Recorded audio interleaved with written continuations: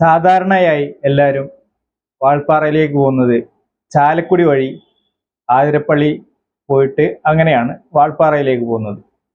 എന്നാൽ നമുക്കൊന്ന് മാറ്റിപ്പിടിക്കാം, പൊള്ളാച്ചി വഴി ഒന്ന് പോയി നോക്കാം.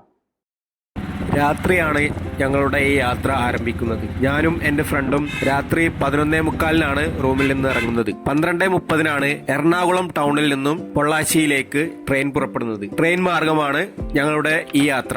ഈ യാത്രയിൽ വാൾപ്പാറയിലേക്ക് പൊള്ളാച്ചി വഴി എങ്ങനെ പോകാം, എത്ര എക്സ്പെൻസ് ആകും എന്നുള്ളതൊക്കെ വിശദമായി കഴിവിന്റെ പരമാവധി ഞാൻ ഇവിടെ വിശദീകരിക്കുന്നുണ്ട്. പൊള്ളാച്ചി റെയിൽവേ സ്റ്റേഷനിൽ ഏകദേശം 5:20 ഞങ്ങൾ എത്തി.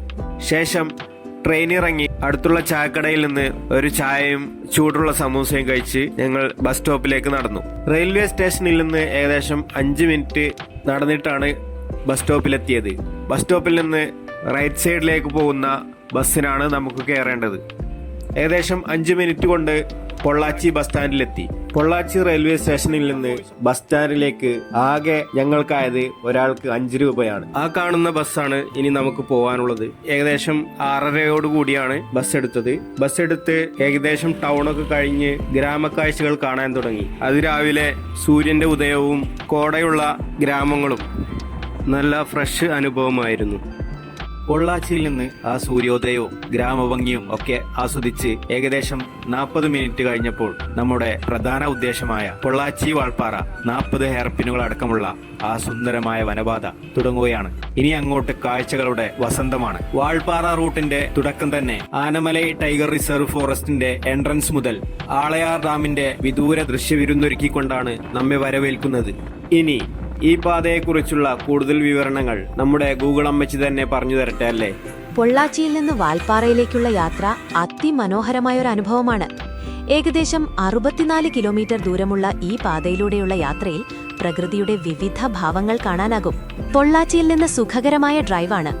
അനാമലൈ ടൈഗർ റിസർവിന്റെ ഭാഗമായ ഈ പ്രദേശം പച്ച പട്ടുവിരിച്ചതുപോലെയാണ്. ഒരു പ്രധാന ആകർഷണമാണ് ആളയാർ ഡാം. ഡാമും ചുറ്റുമുള്ള പ്രകൃതി ഭംഗിയും സഞ്ചാരികൾക്ക് നവ്യാനുഭവമേകും.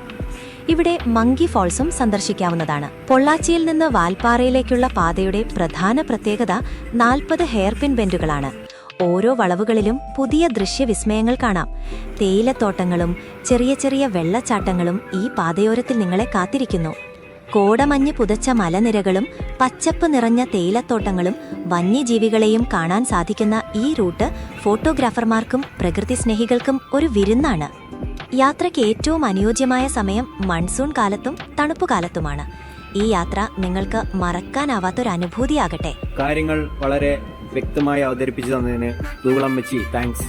അങ്ങനെ നമ്മൾ 2 മണിക്കൂറോളം യാത്ര ചെയ്ത് വാൾപ്പാറ ടൗണിൽ എത്തിയിരിക്കുകയാണ്. ഒരാൾക്ക് 64 രൂപയാണ് ബസ്സിന് ചാർജ് വന്നത്.